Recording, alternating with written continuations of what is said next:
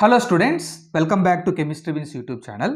The 12 principles of green chemistry lo principle number 11, that is real time analysis for pollution prevention ane ee principle manamu discuss cheddam examples tho. Okay, then what is the statement of this principle number 11? Real time analysis.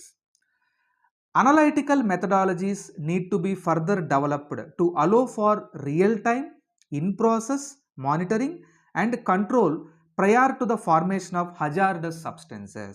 Okay students, okay, chemical synthesis జరిగేటప్పుడు మనము ఆ process సరిగ్గా జరుగుతుందా లేదా మనం దాన్ని మధ్యలో analyse చేస్తూ ఉంటాం. ఓకే, ఇలా అనలైసిస్ అన్నది ఎప్పుడు ఎలా ఉండాలి అంటే రియల్ టైం ఉండాలండి. The analysis process must be real time. అంటే అనాలసిస్ కెమికల్ సింథసిస్ జరిగేటప్పుడే చేయాలి, అయిపోయిన తర్వాత కాదు. రియాక్షన్ అయిపోయిన తర్వాత మనం దాన్ని అనలైజ్ చేయడం కాదండి. రియాక్టెంట్ ప్రోడక్ట్గా కన్వర్ట్ అయ్యే దాంట్లో డిఫరెంట్ స్టేజెస్ టైం అనేది ఉంటుంది. ఓకే, ఈ టైంలో మనం ఏం చేయాలంటే రియాక్టెంట్ ప్రాపర్గా ప్రోడక్ట్గా కన్వర్ట్ అవుతుందా లేదా, రియాక్షన్ కండిషన్స్ ప్రాపర్గా మెయింటైన్ అవుతున్నాయా లేదా, దీన్నే మనం ఏమంటామంటే డ్యూరింగ్ ద రియాక్షన్ జరిగేటప్పుడే మనం దాన్ని అనలైజ్ చేయడమే మనము రియల్ టైం అనాలసిస్. దీన్నే మనము లైవ్ అనాలసిస్ అని కూడా అనొచ్చండి. లైవ్ జరిగేటప్పుడు, రియాక్షన్ జరిగేటప్పుడే అనలైజ్ చేయడం. And in process monitoring. So ఎందుకని అంటే ఎప్పుడైతే మీరు ఒక రియాక్టెంట్ ప్రోడక్ట్గా కన్వర్ట్ కాకుండా ఒక హజార్డస్ ప్రోడక్ట్ వస్తుందనుకోండి, దానివల్ల ఎక్స్ప్లోజన్ జరిగే ఛాన్స్ ఉంది. అప్పుడు ఏం చేయొచ్చు అంటే ఆ రియాక్షన్ మనం స్టాప్ చేయొచ్చు. సో ఇది అడ్వాంటేజ్ అండి. అండ్ మీకు వచ్చే ఆ సైడ్ ప్రోడక్ట్ వల్ల పొల్యూషన్, అది పొల్యూటింగ్ కాంపౌండ్ అనుకోండి, మీరు ఆ రియాక్షన్ ఆపేయచ్చు, మీరు ఆ రియాక్షన్ని కంట్రోల్ చేయొచ్చు. సో దీనివల్ల ఏమవుతుందంటే పొల్యూషన్ అనేది తగ్గుతుంది. Okay, so that is the real advantage of real time analysis. Okay, so that is the major theme line of real time analysis, principle number 11, right? Then the real time analysis or live analysis means checking the progress of the chemical reaction as it happens. ఇంతకు ముందు చెప్పుకున్నట్టు reactant ప్రోడక్ట్గా convert అయ్యే ఈ ప్రాసెస్లో మనము ఆ progress జరిగేటప్పుడు మనం చేసే అనాలసిస్నే మనము రియల్ టైమ్ అనాలసిస్ అని అంటాం. It is the analysis of the chemical transformation as it happen, జరిగేటప్పుడు అనలైజ్ చేయడం. Right. The analysis of chemicals should not generate waste. So మరి ఇక్కడ మీరు అనాలసిస్ చేస్తున్నారు, మరి అనాలసిస్ వల్ల కూడా వేస్ట్ జనరేట్ అయ్యే ఛాన్స్ ఉంది. అది కూడా జరగకూడదండి. ఓకే, గ్రీన్ కెమిస్ట్రీ మేజర్ ప్రిన్సిపలే వేస్ట్ అసలు జనరేట్ కాకూడదు. Okay, right. We have to monitor a chemical transformation constantly. If it appear like a hazard it will be prevented immediately.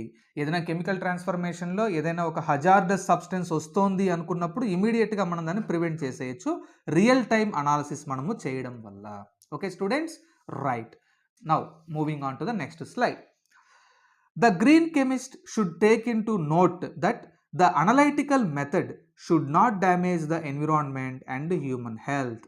So green chemist మేజర్గా దేన్ని నోట్లో తీసుకోవాలంటే, దేన్ని గమనించాలి అంటే ఆయన యూజ్ చేసే అనలైటికల్ మెథడ్ ఎన్విరాన్మెంట్ని కానీ హ్యూమన్ హెల్త్ని కానీ డ్యామేజ్ చేయకూడదు. Okay, right. Then what are the advantages with live monitoring? You can see students, the first advantage is prevention of accidents. Okay, so ఏదైనా ఒక ఎక్స్ప్లోజివ్ కాంపౌండ్ జనరేట్ అవుతుంది అనుకోండి ఏదైనా ఒక కెమికల్ రియాక్షన్లో, వెంటనే మనం దాన్ని ప్రివెంట్ చేసేయచ్చు. దీనివల్ల యాక్సిడెంట్స్ జరగవు. అండ్ ఎనర్జీని సేవ్ చేసుకోవచ్చు. Okay, right. దీంతోపాటు prevention of by product formation, ఏదైనా బై ప్రోడక్ట్ వస్తుంది దాన్ని మనం మానిటర్ చేసుకోవచ్చు, బై ప్రోడక్ట్ రాకుండా చేసుకోవచ్చు. దీనివల్ల మనీ కూడా సేవ్ అవుతుంది, సేవింగ్ ఆఫ్ మనీ.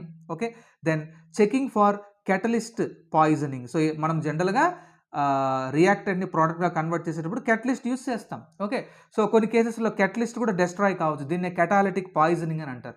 కెటలిస్ట్ ప్రాపర్గా ఉందా లేదా దీన్ని కూడా మనం రియల్ టైమ్ అనాలిసిస్ వల్ల తెలుసుకోవచ్చు. పాయిజన్గా కన్వర్ట్ అయ్యేటప్పుడు మనం రియాక్షన్ కాస్త ఆపి మళ్ళీ న్యూగా కెటలిస్ట్ యాడ్ చేసి రియాక్షన్ మనం కంటిన్యూ చేయొచ్చు. ఓకే, అంటే ప్రాపర్ మెజర్స్ మనం తీసుకోవచ్చు. రైట్.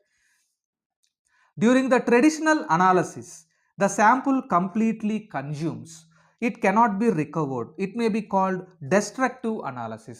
సో ట్రెడిషనల్ అనలైటికల్ మెథడ్స్లో మనకేంటంటే మనం తీసుకున్న శాంపుల్ కంప్లీట్గా కన్జ్యూమ్ అయిపోతుంది. దీన్నే మనము డెస్ట్రక్టివ్ అనాలిసిస్ అని అంటాం. Okay students, right. Instead of this process we may follow the instrumental methods like NMR, nuclear magnetic resonance spectroscopy, TLC, thin layer chromatography అంటే డెస్ట్రక్టివ్ అనాలసిస్, ట్రెడిషనల్ అనాలసిస్ ప్లేస్లో మనము instrumental methods follow అవ్వచ్చు. ఏ instrumental methods? NMR spectroscopy methods, TLC chromatography methods, pH meter మనం use చేయొచ్చు pH check చేయడానికి, conductance check చేయొచ్చు conductivity meter ద్వారా, వోల్టామీటర్ యూజ్ చేయొచ్చు, పొలరోగ్రఫీ యూజ్ చేయొచ్చు. సో ఈ ఇన్స్ట్రుమెంటేషన్ టెక్నిక్స్ వల్ల మనకి ఏమవుతుందంటే శాంపుల్ చాలా తక్కువగా అవసరం అవుతుంది. ఓకే, శాంపుల్ సేవ్ అవుతుంది, ఎనర్జీ సేవ్ అవుతుంది, మనీ కూడా సేవ్ అవుతుంది. దీని ఇన్స్ట్రుమెంటల్ మెథడ్స్ మనము యూజ్ చేయాలి ట్రెడిషనల్ మెథడ్స్ ప్లేస్లో. ఎందుకంటే ఇన్స్ట్రుమెంటల్ మెథడ్స్ క్విక్ రిజల్ట్స్ ఇస్తాయి, రిలయబుల్ రిజల్ట్స్ ఇస్తాయి, శాంపుల్ కూడా డిస్ట్రాయ్ చేయవు. Okay, right. During the analysis of sample it requires pre treatment of the sample. Okay, so ఏదైనా శాంపుల్ అనాలిసిస్ చేసేటప్పుడు ప్రీ ట్రీట్మెంట్ ఆ శాంపుల్కి మనం ఇవ్వాల్సి వస్తుందండి. ప్రీ ట్రీట్మెంట్ అంటే అనాలిసిస్కి ముందు ఆ శాంపుల్ మనం మాడిఫై చేయాలి. Okay, the pre treatment of sample includes procedures like extraction, isolation and chemical modification. Okay, pre treatment అంటే ఆ శాంపుల్ మనం ఫస్ట్ ఎక్స్ట్రాక్ట్ చేయాలి, సపరేట్ చేసుకోవాలి, ఐసోలేట్ చేయాలి, అండ్ దాన్ని మనము మాడిఫై చేసుకోవాలి. కెమికల్గా ఆ గ్రూప్స్ని మనం కొన్ని మాడిఫై చేసుకోవాల్సి వస్తుంది. Right. So larger volumes of solvents are required for the extraction. So extract చేసుకోవడానికి ఆ శాంపుల్ని మనకు వి రిక్వైర్ సాల్వెంట్స్, చాలా లార్జర్ వాల్యూమ్స్లో మనకు అవసరం అవుతాయి. So safer solvents should be used and methods like ASE accelerated solvent extraction should be followed. So కాబట్టి సాల్వెంట్స్ వల్ల కూడా మనకు ఎన్విరాన్మెంట్ పొల్యూట్ అవుతుందండి.